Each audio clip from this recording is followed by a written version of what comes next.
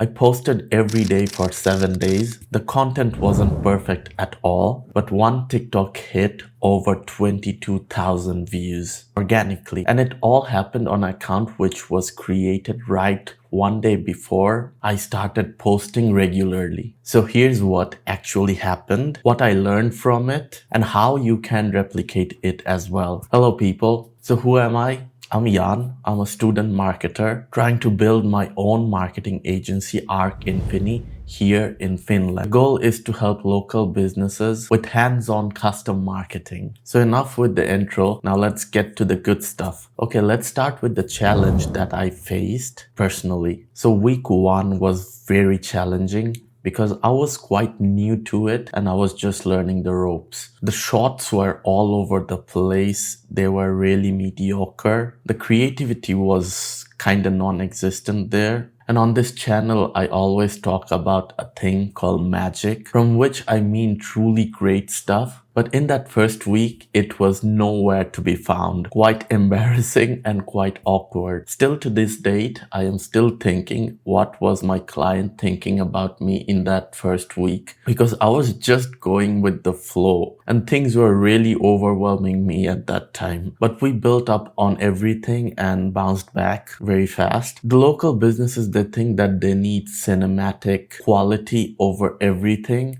But the reality is, consistency beats polish any day of the week when the goal is to get attention and gather data. Now let's talk about the posting plan that I followed for the first week. I tried to keep it very simple and repeatable so that I don't burn out myself. It was really crucial for me because I was quite new to this whole thing and I was juggling a lot of stuff which I didn't know how to do properly. This is why I try to keep everything simple and very much streamlined and repeatable. But even after that, after 1 week, I was done for. I was so tired of this because I don't know about you guys, but posting for consistently 7 days, like from start to end, is quite draining, at least for me. So because our social media handles were kind of fresh, newly made, so I tried to keep the primary one, that was TikTok, and I planned and made content specifically keeping TikTok in mind. And later on, I distributed the content on Instagram Reels and Facebook Reels by following very simple cross-posting methods. And for production of the content, the idea was very simple, and that was shoot fast, edit very simple, and ship daily. Okay, now let's talk about how I built momentum on a day-by-day basis. So the first 2 days was all about finding the rhythm. I was feeling so awkward when I was filming for the first time. My hands were literally shaking and it was so embarrassing at that time. And I was like,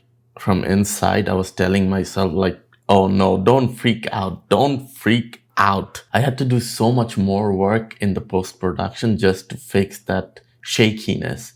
But that is still there on the post. And they remind me of the early days. Exciting times. Never gonna forget that. So the very first posts were really average. The views were very low, but I managed to establish a baseline. Now at this point, we have at least something to benchmark with. After 3 days of constant posting, we saw first sign of life. The watch time, it was slightly better than the previous days. So after checking out the curves and the data from the analytics tools, I observed that we were having drop-offs in the first 3 seconds. And I knew that to grab attention of your audience, we need to have very tight first 3 seconds when it comes to short form video content. So I tried to make the first 3 seconds a bit more tight and attention grabbing, and that worked, resulting in higher watch times in just 3 days. And during that time, I understood that thumbnails are really important. So frame selection matters. So the stronger the first frame is, the better the retention. And I implemented that on day 4. And as I mentioned previously that I was primarily focusing on TikTok. So on day 5, during post-production,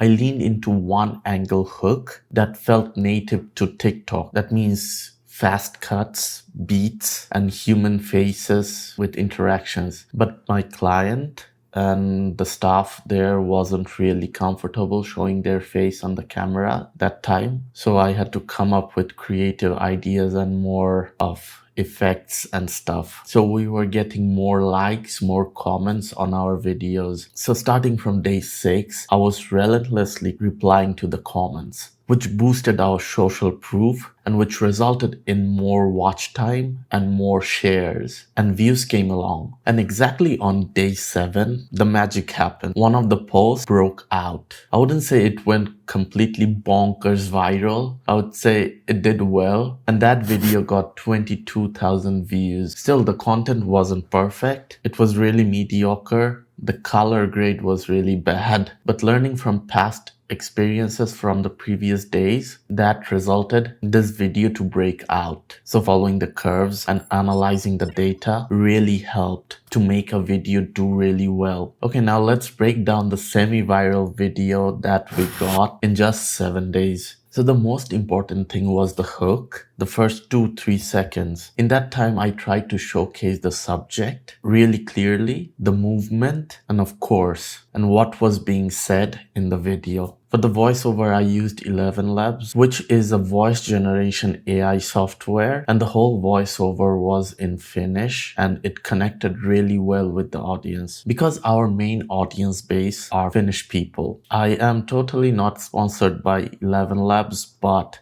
it sounded so natural, to me at least, because I don't really speak Finnish, but still it sounded so natural to me. The name of the AI voiceover was Jaakko, and truly speaking, I think I have a crush on Jaakko now. I really don't know, I just love how he sounds, and he doesn't even exist, so I don't know. Okay, we are going off topic. Let's bounce back. So the story beat was very simple. I tried to keep everything very tight, 10 to 12 seconds of tight voiceovers, and even the shots were really close-up shots, so there was absolutely no fluff. And for the sound and music, I really wanted to have something really fast-paced with beats so that I could make fast cuts and keep the viewer engaged. Another key important aspect of the video was the captions. So I kept it really simple. I used the brand colors for the colors of the caption and very simple fonts I used for them so that they were clearly visible and readable to the viewer. And I also kept it like one-word caption, so it was moving with every frame, which kept the viewers engaged as well. If you guys want to know more how I created those captions, you can check out this video where I talk about my whole tool stack and what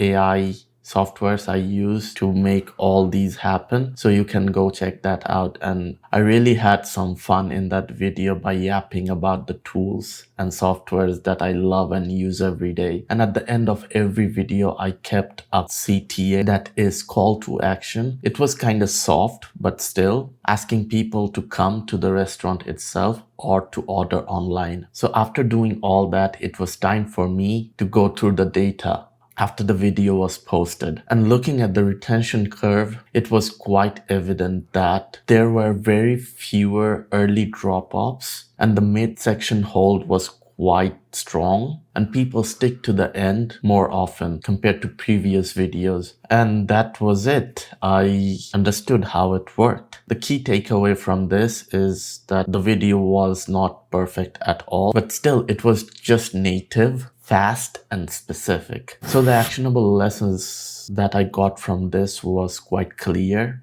So the things that work are posting daily really works because it helped me learn on a greater level and it helped me experiment more with more content. And after that, strong first frames really helps with the retention by grabbing the attention of our viewers, followed by very tight edits, which resulted in fewer drop-offs and higher completion rate. Then the other thing that worked really well was the human presence, which was not really human because it was AI, the voiceover, But still, our chef was making the food. So there was a person who was making the food. So there was a human interaction going on. You know what I mean? But the human voiceover created relatability. And now the things that didn't work were over explaining in the captions, like longer texts and longer voiceovers. They didn't do really well. I also observed that using heavy edits, too many effects, and going hard on the design of the texts, fonts, they don't work at all. So after posting for a whole week regularly, now it comes the fun stuff, going through all the data and looking at all the analytics. From the very beginning, I understood that retention in this content game is the king. So the aim was to reduce the drop-offs from first 3 seconds. I also kept a tight eye on the average watch time. Anything rising above our past median is a green light. By pinpointing that exact thing, we can replicate what worked and create more magic. Then comes the part where we analyze the completion rates and rewatches. The more the completion rate is, TikTok pushes the video to a wider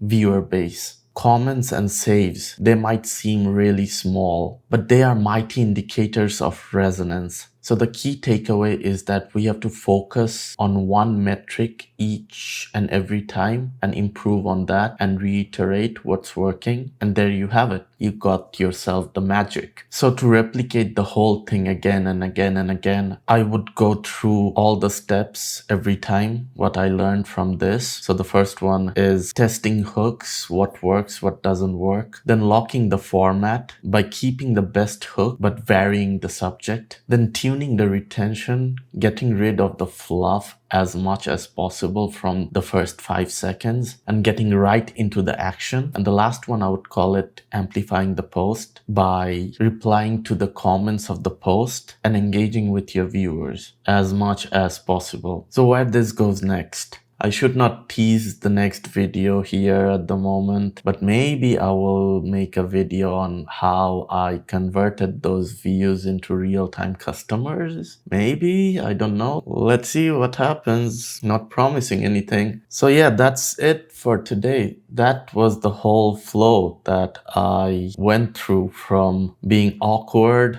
to getting semi-viral video for my client. So if you like this video, you will like this video where I show the whole tool list and AI softwares and tools that I use to make these possible. Go check that video out and I hope you will like it. I look really funny in that video. It was fun making that video. This is fun. So this is it from my end today. So have fun, stay frosty. Okay, it's really cold outside. That's why I said it. And I will catch you guys on the next one. Till then, peace.